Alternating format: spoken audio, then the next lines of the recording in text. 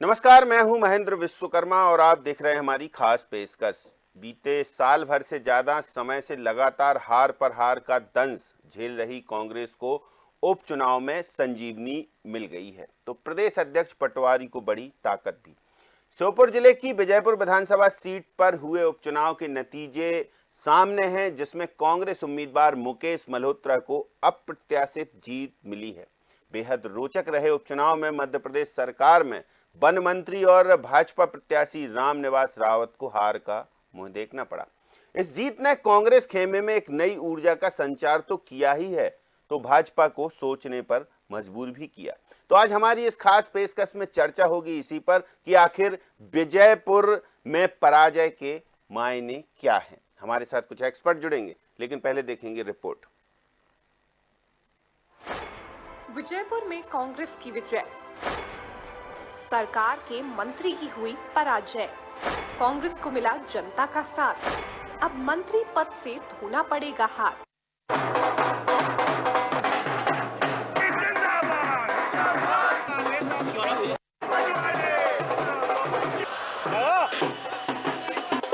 लोकसभा चुनाव के बाद से एक अदद जीत की आस में बैठी कांग्रेस को विजयपुर उपचुनाव में संजीवनी मिल ही गई। चुनाव परिणाम आए तो कांग्रेस प्रत्याशी मुकेश मल्होत्रा ने बीजेपी प्रत्याशी वन मंत्री रामनिवास रावत को 7,364 वोटों से शिकस्त दी। कांग्रेस के लिए ये जीत बहुत मायने रखने वाली है। वहीं भाजपा को इस हार पर चिंतन करना होगा। पीसीसी अध्यक्ष बनने के बाद जीतू पटवारी के खाते में ये पहली जीत है। जीतू पटवारी ने सोशल मीडिया पर खुशी का इजहार करते हुए अपनी और दिग्विजय सिंह के साथ वाली फोटो साझा की और लिखा कि ये जीत कांग्रेस कार्यकर्ताओं की है। कांग्रेस मुख्यालय में भी जीत पर जश्न मनाया और एक दूसरे को जलेबियां खिलाकर बधाई दी। बार बार हार की हताशा से मायूस कांग्रेसियों के चेहरों की रौनक और रंगत इस जीत के बाद साफ दिखाई दे रही थी और उनके बयानों से भी ये साफ जाहिर था। आज मध्य प्रदेश की 2 विधानसभाओं के उपचुनाव के नतीजे आ रहे हैं। विजयपुर, जहां रामनिवास रावत ने कांग्रेस से गद्दारी करके बीजेपी का दामन थामा था, उनके हार का सर्टिफिकेट चुनाव आयोग ने जारी कर दिया। वो सीट बीजेपी हार गई है।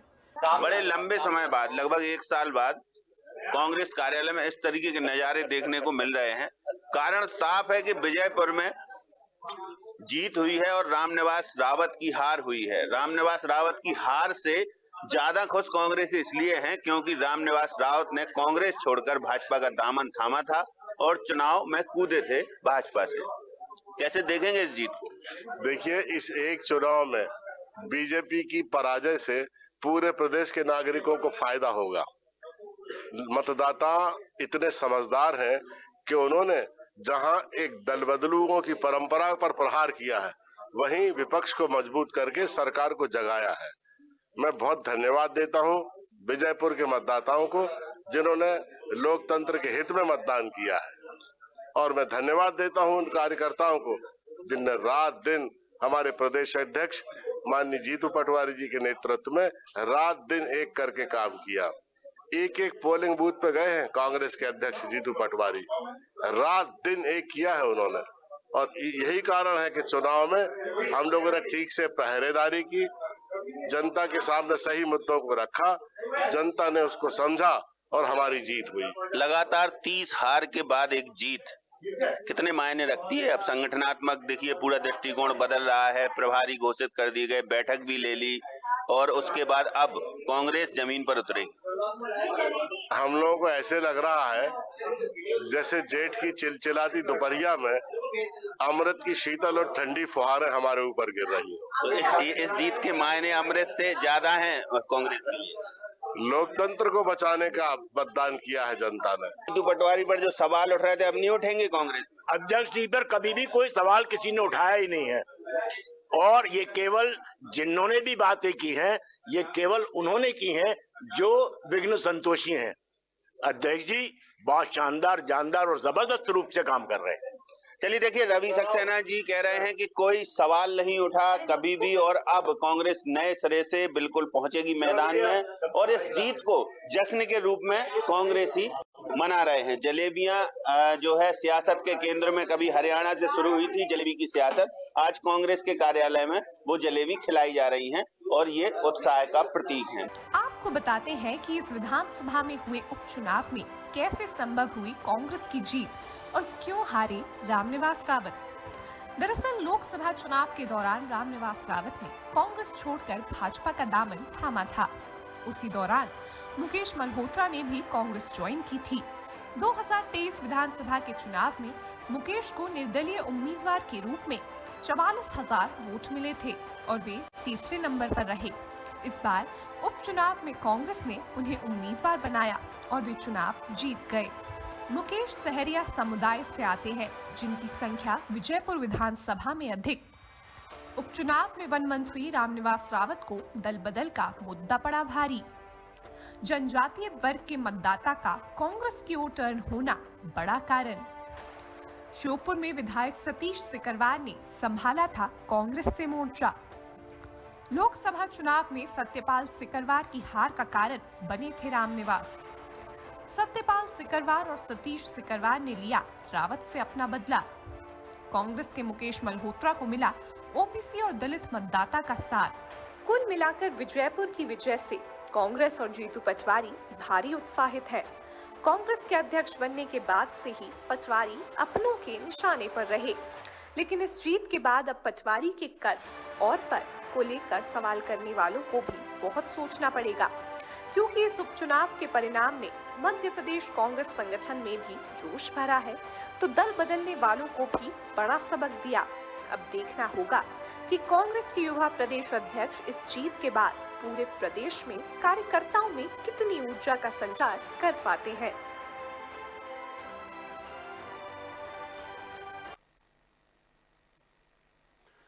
तो चलिए चर्चा शुरू करते हैं कि विजयपुर में पराजय के क्या है मायने। हमारे साथ कुछ खास मेहमान हैं, परिचय आपसे कराते हैं। हमारे साथ जुड़े हुए हैं बीजेपी से डॉक्टर दुर्गेश केसवानी, प्रदेश प्रवक्ता हैं।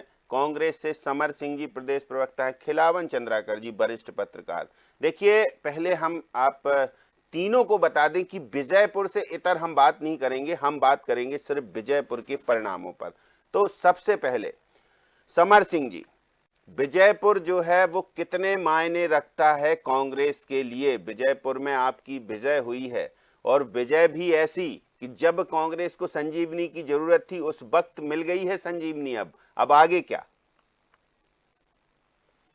विजयपुर की जनता को और कांग्रेस के सभी कार्यकर्ताओं को और वहां के प्रत्याशी को और जीतू पटवारी जी को, हमारे प्रदेश अध्यक्ष को, सभी बड़े छोटे नेताओं को बधाई के सभी पात्र हैं। उन्होंने उनकी मेहनत से और विजयपुर की जनता में जो कांग्रेस को समर्थन दिया, उससे आज ये सब संभव हो पाया है। जो विजय है वो विजयपुर की जनता की है।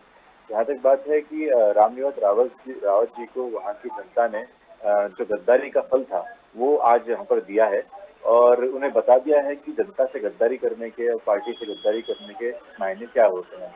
जहाँ तक बात है इस जीत से क्या, तो बिल्कुल हमारे कार्यकर्ताओं का मनोबल बढ़ा है और जितने भी प्रयास लगाए जा रहे थे, सोचा जा रहा था, देखा जा रहा था कि भारतीय जनता पार्टी के इतने सारे कुकर्म उन्होंने इस चुनाव के अंदर करे, पड़ोसी राज्यों से गुंडे बुला लिए, उसके बाद में आप देखिए कि लोगों को वोट डालने नहीं जाने दिया गया, धमकाया गया यहाँ पर काफी लोगों को। उसके बाद भी अगर ये परिणाम आ रहे हैं तो वाकई में वहाँ की जनता को साधुवाद देता हूँ मैं और ये बताना चाहता हूँ कि इतने पूरा डीएम लगे हुए हैं, एसपी लगे हुए हैं, पूरा मशीनरी इनके लिए काम कर रहा है, इलेक्शन हो चुका है, किसी भी प्रकार की जो है तो हमारी शिकायत तो उसके ऊपर गौर नहीं किया गया। उसके बाद भी अगर ऐसे परिणाम आते हैं तो बिल्कुल सभी लोग बधाई के बहुत पात्र हैं। चल, डॉक्टर दुर्गेश केसवानी जी, विजयपुर की हार सोचने पर मजबूर हो गई भाजपा, या फिर विजयपुर की हार जो है वो कांग्रेस के लिए एक ऐसा होता है ना कि कहीं कहीं धोखे की जीत हो जाती? तो कैसा लगता है आपको, ये धोखे की जीत है कि मेहनत की जीत है कांग्रेस की?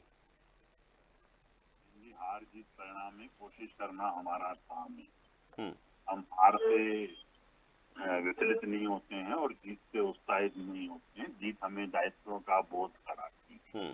हार की हम समीक्षा करते हैं, हम किस कारण से हारे, क्योंकि हार का कोई एक कारण नहीं होता है महेंद्र जी, हार के 100 कारण होते हैं। भाजपा ऐसा दल है कि बहुत माइन्यूटली समीक्षा करता है, बहुत नीचे बूथ पर भी, पन्ने पर भी, वोटर पर, कि क्यों, क्या कारण रहा कि हम कहाँ पे हारे।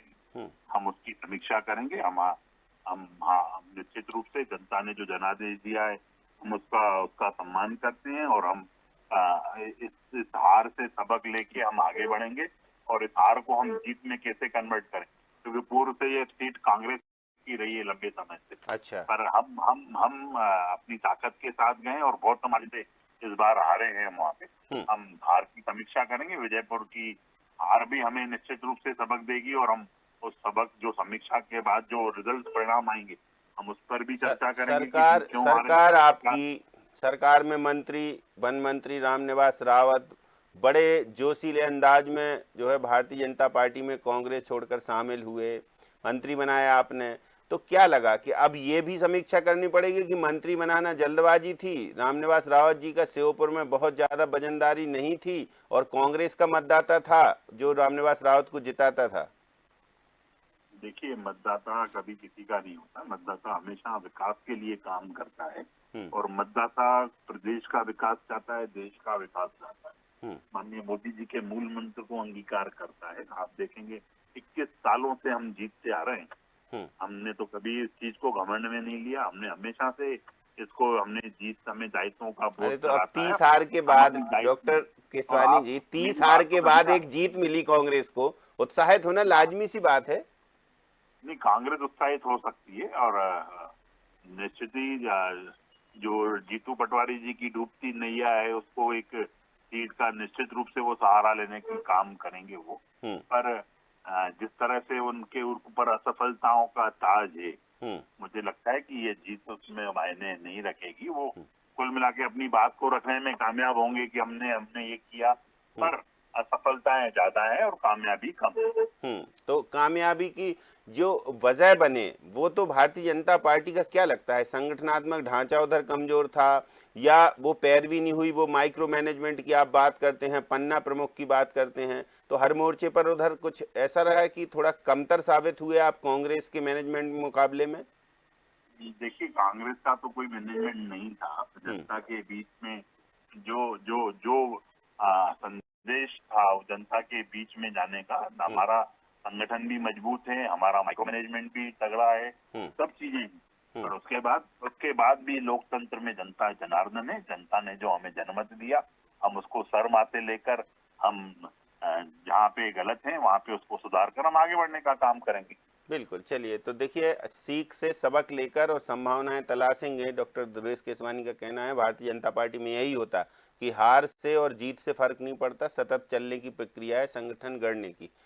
ऐसा चलता है भारतीय जनता पार्टी में। खिलावन चंद्राकर जी, ये जो श्योपुर और विजयपुर में खासकर देखिए वन मंत्री की हार बड़े मायने रखती है। सरकार, भारतीय जनता पार्टी की वन मंत्री सरकार के हिस्से, और फिर जब इतने विकास कार्यों की सौगात दिला दी तो जनता ने उस पर भी मोहर नहीं लगाई, जनता ने मोहर लगाई कांग्रेस पर।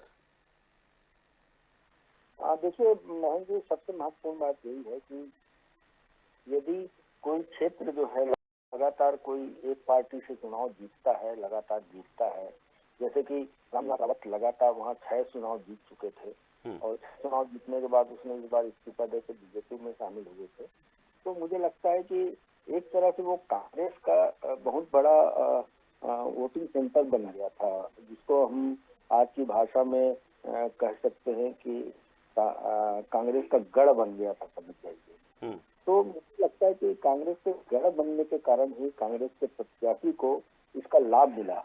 और दूसरी महत्वपूर्ण बात यह है, मैं 3-4 कारण सुनाऊंगा। दूसरी महत्वपूर्ण बात यह है कि देखो, बीजेपी में बीजेपी के पुराने कार्यकर्ताओं में एक लगातार नेगेटिव फेक हो रहा था।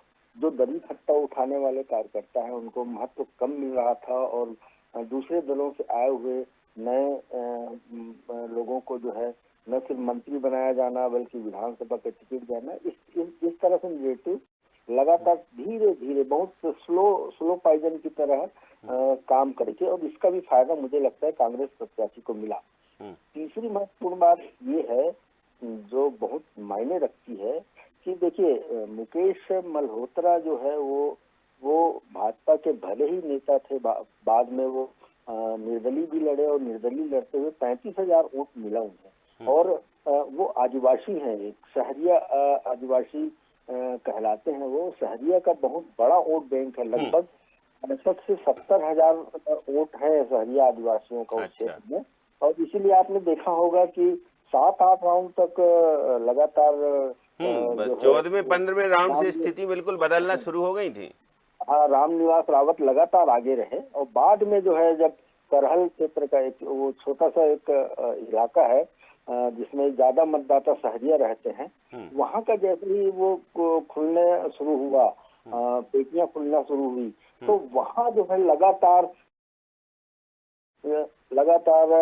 13वें राउंड, 14वें राउंड, 15वें राउंड, 21वें राउंड तक लगातार जो है थोड़ा इजाफा हुआ और कांग्रेस के मायूस खेमे में थोड़ा मुस्कान आई उससे। मेरी 3 बात पूरी हुई। जी, चौथी भी बता दीजिए। कहना चाहता हूँ कि देखिए, बसपा की अनुपस्थिति एक बहुत बड़ा मायने रखती है किसी भी चुनाव क्षेत्र में। अच्छा। और उस विधानसभा क्षेत्र में जहाँ जो दलित और आदिवासी मतों का जो है ज्यादा प्रभाव है, और हम कह सकते हैं कि ग्वालियर चंबल क्षेत्र में बसपा का जो है दलित और आदिवासी वर्ग के मतदाताओं पर बहुत प्रभाव होता है। और हमने कई चुनाव में देखा है, कई प्रत्याशी जीते भी हैं वहाँ। भिंड से तो 2-3 बार बसपा के प्रत्याशी भी जीते हैं। तो कुल मिला के मुझे लगता है कि बसपा के प्रत्याशी की अनुपस्थिति का पूरा लाभ कांग्रेस को मिल गया इस बार, है ना? कांग्रेस की तरफ। चलिए, समर सिंह जी, क्या फैक्टर रहे आपके, कैसे लगता है आपको कि देखिए आप लोगों ने काफी मेहनत की, आपके नेता कह रहे हैं हमने बड़ी बारीकी से जो है निगरानी की, तो वहाँ जो वर्किंग का स्टाइल है कांग्रेस का, ये एक थोड़ा डिफरेंट था जो बाकी के चुनाव हुए उनसे, इसलिए ये उपचुनाव में जीत बड़े मायने रखने वाली है आपके लिए। क्योंकि देखिए, सरकार जब भाजपा की हो या किसी भी सरकार में उपचुनाव जीतना विपक्ष के लिए बहुत टेढ़ी खीर होता है, और आपने वो कर दिखाया। हालांकि देखिए 2 उपचुनाव थे, तो एक तरफ भाजपा, एक तरफ, हालांकि वो उसके बारे में बाद में बात करेंगे, लेकिन विजयपुर का उपचुनाव आपने जीता, बड़ी बात है। जी बिल्कुल सही बात है कि ये हाई प्रोफाइल सीट थी। ऑलरेडी मंत्री वो रामनिवास रावत जी वहाँ पर थे, लेकिन जो उनकी प्रोफाइल थी गद्दारी वाली, उसका जो सवाल का इसका जवाब जो है वहाँ की जनता ने उनको दिया है। जहाँ तक की बात है आज के घटनाक्रम की, तो ये जो जीत है, ये कहीं ना कहीं भाजपा के कार्यकर्ताओं की भी जीत है, जो कि दरी उठाने के लिए नहीं बने हैं। उन्होंने ये साबित कर दिया वहाँ पर। हो सकता है कि इसके अंदर एक बड़ा जो है योगदान वहाँ के लोगों का, कार्यकर्ताओं का भी हो, भाजपा, क्योंकि वो चलो आप मानते हैं कि भाजपा के कार्यकर्ताओं का योगदान है आपकी जीत में? कोई ना कोई वो जब वहाँ पर वो सालों से अगर दरिया उठा रहे हैं, सब कुछ कर रहे हैं, तो कोई बाहर का व्यक्ति अगर आता है तो उसको सबक सिखाने की जरूरत होती है। तो ये उन्होंने करा है। जहाँ तक बात है दूसरी की, भारतीय जनता पार्टी का एक मूल मुद्दा ये रहता है कि चुनाव जीतना है। या तो नहीं जीत पाते हैं तो विधायक खरीद लेते हैं, विधायक नहीं खरीद लेते हैं तो पार्टी में परिवर्तित करवा लेते हैं, अपनी पार्टी में ले आते हैं, या तो नॉमिनेशन नहीं भरने देते। नहीं तो हमने इंदौर के अंदर देखा, पुराने 20 साल पुराने केस को जो है उसमें धाराएं बढ़वा दी गई, उनकी कॉलेज के ऊपर गाज गिराने की तैयारी कर दी गई थी। तो इस प्रकार से भारतीय जनता पार्टी जो कर रही है, वो मध्य प्रदेश की आम जनता को भी समझ में आ रहा है और विजयपुर के लोगों को समझ में आया। और जहां तक बुधनी की बात है, बुधनी में जो जीत हुई है, खैर आपने बोला उसके बारे में बाद में चर्चा करेंगे, लेकिन एक लाइन उसके लिए बोलना चाहूंगा कि जो जीत का परसेंटेज है, जो मत का परसेंटेज है, जो मत मिले हैं उनको, वो शिवराज सिंह जी चौहान से आप देखिए तो डिग्रेड ही हुआ है और बहुत नीचे गया है। मतलब ये एक प्रकार की जीत नहीं, ये कांग्रेस भारतीय जनता पार्टी की। तो अच्छा समर सिंह जी, आपने ये तो मान लिया कि जो नाराज भाजपा के कार्यकर्ता थे वो उम्मीदवार से ज्यादा इस बात पर नाराज थे कि भाई हमें जबरन नहीं थोपना, हमारा भाजपा का मूल कार्यकर्ता वापस लाओ, तो ये उसका फायदा मिला आपको? बिल्कुल बिल्कुल मिला होगा। चलिए, ये बात आपने मान ली, अच्छी बात है। डॉक्टर दुर्गेश केसवानी जी, देखिए भाजपा से बैर नहीं, लेकिन ऐसे उम्मीदवारों की खैर नहीं, ये सबक दे दिया भाजपा के मूल कार्यकर्ताओं ने कि ऐसा नहीं चलेगा भाई, आप किसी को भी थोप दोगे और हम किसी को भी जिता देंगे, चल गया जो चलना था। मानते इस बात को? देखिए मैं जी, भाजपा का कार्यकर्ता अनुशासित कार्यकर्ता है। भाजपा का कार्यकर्ता अपने संगठन की सुनता है। भाजपा का कार्यकर्ता अपने संगठन को सर्वोपरि मानता है। संगठन ने जो निर्णय लिया उसको हम सभी शिरोधार्य करते हैं और पूरा कार्यकर्ता मिलकर जो संगठन का आदेश होता है उसको पालन करने का काम करता है। राजी नाराजगी कैंडिडेट का चुनाव, बहुत सारी जब हार होती है ना तो उसमें 100 फैक्टर काम करते हैं। उन सभी बिंदुओं पर हम समीक्षा करेंगे। जहाँ गलती समर सिंह हुई, जी तो जहाँ मान पे- रहे हैं कि भाजपा के जो कार्यकर्ता उन्होंने हमारी बहुत मदद की और देखिए इसके परिणाम हमारे पक्ष में है। देखिए कहीं अगर राजी नाराजगी को वो उनका वो मान रहे हैं तो वो उनके साथ, क्योंकि वो राहुल गांधी की पार्टी के नेता हैं, वो कुछ भी मान सकते हैं, उसका कोई वो नहीं है। बाकी हमारा कार्यकर्ता अनुशासित कार्यकर्ता, हमारा कार्यकर्ता संगठन की सुनने वाला आप बड़े कार्यकर्ता लंबे है। समय से देखिए नजर रखते हैं पूरे प्रदेश की सियासत पर डॉक्टर केसवानी, तो क्या लगता है आपको, क्या लगता है आपके खुद के ओपिनियन क्या है, क्या हो सकता है विजयपुर में पराजय का कारण? देखिए पराजय का एक कारण नहीं होता है महेंद्र जी, बहुत सारे कारण हैं उस चीज के। अगर हम हारे हैं तो हो सकता है नाराजगी सबसे कार्यकर्ता बड़ा की- कारण कार्यकर्ताओं में ये हो सकता है। सब विषय, सब 100 बिंदु, मैंने कहा ना, हार के 100 कारण होते हैं, कोई एक कारण नहीं होता है। वो 100 कारणों पर हम मंथन करेंगे, हम चिंतन करेंगे, हम समीक्षा करेंगे। अब और आने रामनिवास वाले रावत समय जी को कहाँ एडजस्ट करेंगे? किनको? रामनिवास रावत जी को अब मंत्री पद तो अभी तक, अब तो शायद संभावनाएं नहीं है कि उनका कंटिन्यू रहे। देखिए ये भाजपा है जो अपने बूथ पर बैठे कार्यकर्ता से लेकर माननीय प्रधानमंत्री तक प्रत्येक कार्यकर्ता की चिंता करती है। निश्चित रूप से कोई एक हार से सब चीजें निर्भर नहीं करती हैं। अगर हारे हैं तो जीतेंगे भी, और आने वाले समय में प्रत्येक कार्यकर्ता की चिंता हमारा संगठन करता है। कभी हमने महन जी, मेरे जैसे छोटे कार्यकर्ता ने कभी ये नहीं सोचा था कि मैं आपके समक्ष चैनलों पर आकर पार्टी की रीति नीति रखूंगा।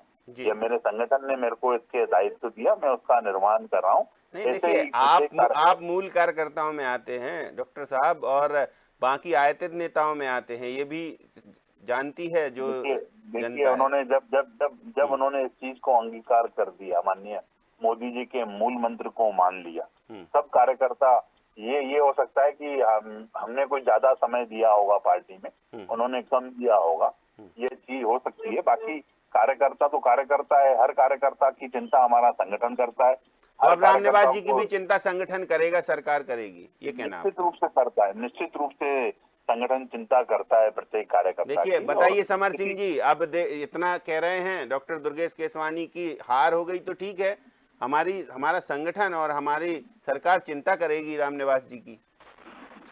सरकार को और भारतीय जनता पार्टी को सिर्फ चुनाव जीतने की जो है चिंता है, इसके अतिरिक्त वो किसी की चिंता नहीं करती हैं, ना उन्हें व्यक्ति की कोई वो है। नहीं तो आज आडवाणी जिस प्रकार से केसवानी जी ने कहा कि हम राहुल गांधी जी के पार्टी के लोग हम कुछ भी बोल सकते हैं, तो पहले बताना चाहूंगा कि राहुल गांधी जी आपकी भारतीय जनता पार्टी के अंदर 99% लोगों से ज्यादा क्वालिफाइड होंगे। और जहां तक बात, हमने कभी नाले की गैस चाय नहीं बनाई है, तो बात वो है। दूसरी बात यह है कि भारतीय जनता पार्टी को सिर्फ चुनाव जीतना है, उसके लिए किसी भी हद तक भारतीय जनता पार्टी की सकती है खरीदना बेचना। आज से पहले कभी आप बताइए, आज ये पिछले 10 सालों से मध्य प्रदेश के अंदर और देश के अंदर 10 सालों से सरकार है, लेकिन क्या आपने कभी डेमोक्रेसी को इतने निचले स्तर पर आते हुए देखा है कि लोग खरीदा जा रहा है? चलिए समर सिंह जी, थोड़ा समय कम है, एक कमेंट ले लेते हैं खिलावन जी से। खिलावन जी, क्या कहते हैं आप कि ये जो जीत है, ये जीत अब जीतू पटवारी के लिए निर्णायक होगी और उन पर अब सवाल उठना कम हो जाएंगे, जैसा सवाल का जवाब दिया है रवि सक्सेना ने, ठीक उसी तरह? निश्चित रूप से रवि सक्सेना जी ने ठीक कहा था, अपने ड्रोन दिखाया था। तो कुल मिला के मेरा ये कहना है कि देखिए, जब किसी पार्टी की हार होती है तो निश्चित रूप से उसकी समीक्षा की जाती है, और जब जीत होती है तो उसका जश्न मनाया जाता है। दोनों में बड़ा अंतर है, और मुझे लगता है कि इस हार जीत के बीच जिस तरह से विजयपुर, चलिए तो ठीक है, अब देखते हैं जीतू पटवारी के लिए ये संजीवनी बूटी का कितना काम करती है। हालांकि डॉक्टर दुर्गेश केसवानी कह रहे हैं इससे कुछ नहीं होना है, इस जीत से बस वो है कि अपने अब बयानबाजी उनकी थोड़ा बदल जाएगी, बाकी इस जीत हार से उनका जो किया धरा है वो नहीं मिटना है। बहुत शुक्रिया समर सिंह जी, बहुत शुक्रिया डॉक्टर केसवानी, और बहुत शुक्रिया खिलावन चंद्राकर साहब हमारे साथ जुड़ने के लिए।